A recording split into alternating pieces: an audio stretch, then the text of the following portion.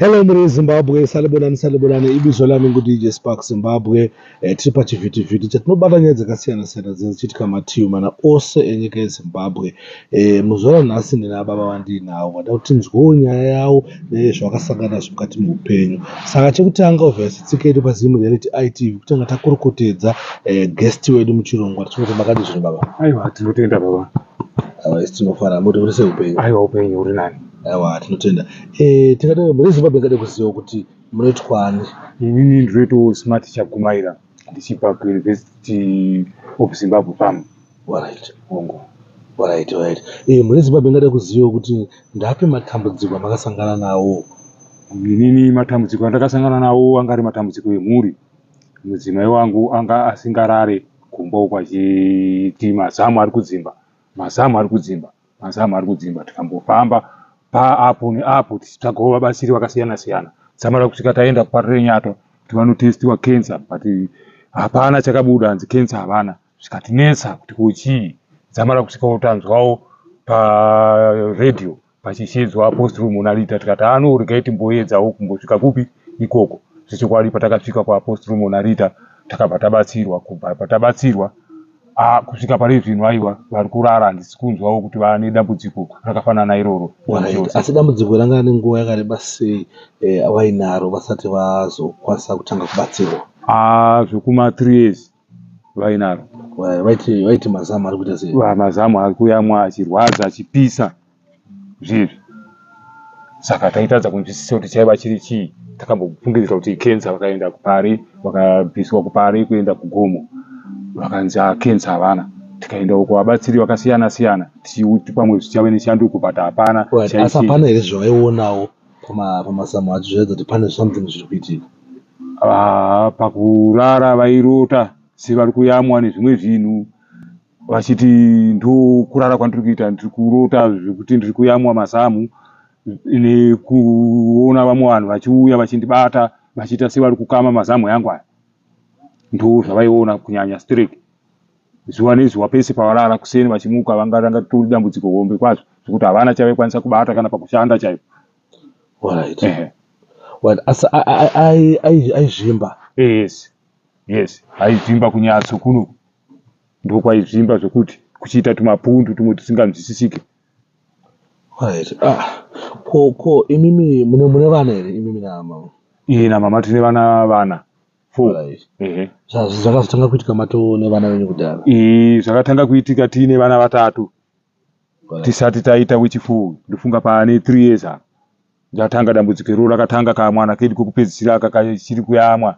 Dambudziko iroro rakabva ratanga, takazotokasisa mukaka nekuda kwedambudziko ripi, hakana kuzoyamwa zvokuenda mberi nekuda kwedambudziko iroro.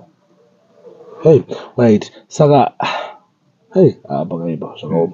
Saka so far makatotanga kubatsirwa?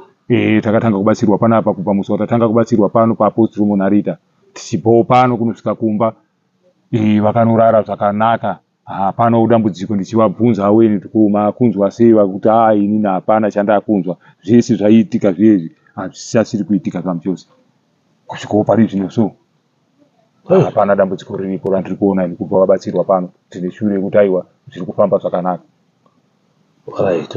Aiwa, ndanzwisisa. Ndatozonzwisisa kuti chii zvanyatsoitika.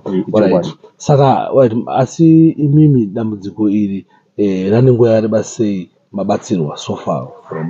So far mazuva mashomanana yatabatsirwa. Ndofunga zvane masvondo 2 yatabatsirwa. Aiwa zvatova neshanduko completely zvekuti kana kushanda vakutoshanda zvese zvavaisaita zviye zvavakuita.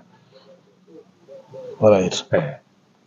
Zvakaoma. Ndine shungu yekuti ndizosangana namama nditaure navo ndinyatsonzwawo ivo vachitsanangurawo futi kuti zvakanyatsoita sei, zvakanyatsofamba sei, vanonzwa sei. I know kuti musababa obviously mune makatsanangurirwawo, but asi zvakanaka kuti zoti in future maybe ndakazwa unondozoti dambudziko ravo, but I hope rapera because tinotenda kuti kana vachinge vari kubatsirwa dambudziko ravo rikuita sei ratopera. Saka any advice yamungapo kuna vamwe vanhu vana madambudziko akafanana amaisangana nawo mukati muupenyu?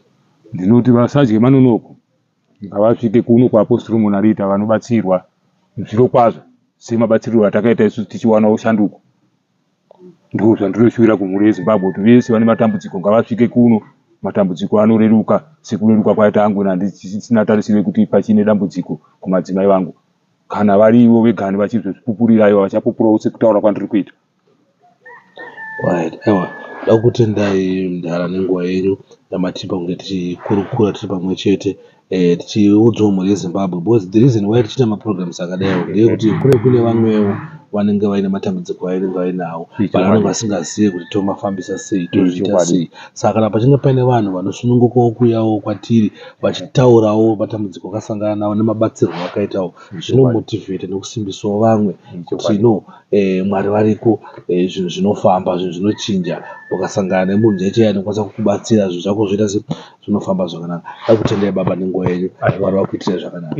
Hope hapana problem inozoitika futi. Ndinotenda zvikuru kwazvo. Mune Zimbabwe, thanks for watching, thanks for supporting Zim Reality ITV. Ava ndibaba vanga ndinawo vangwatsanangura dambudziko rawo.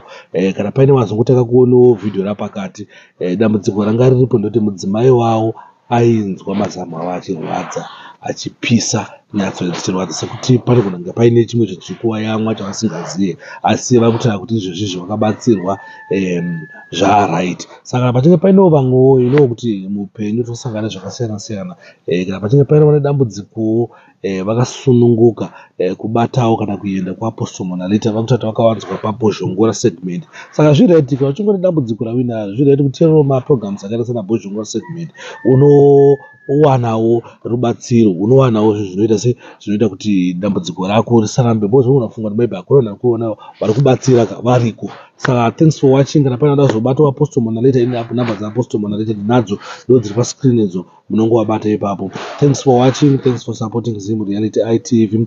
Always remember, fear not, sin not, whether you like it or not, the truth is the truth.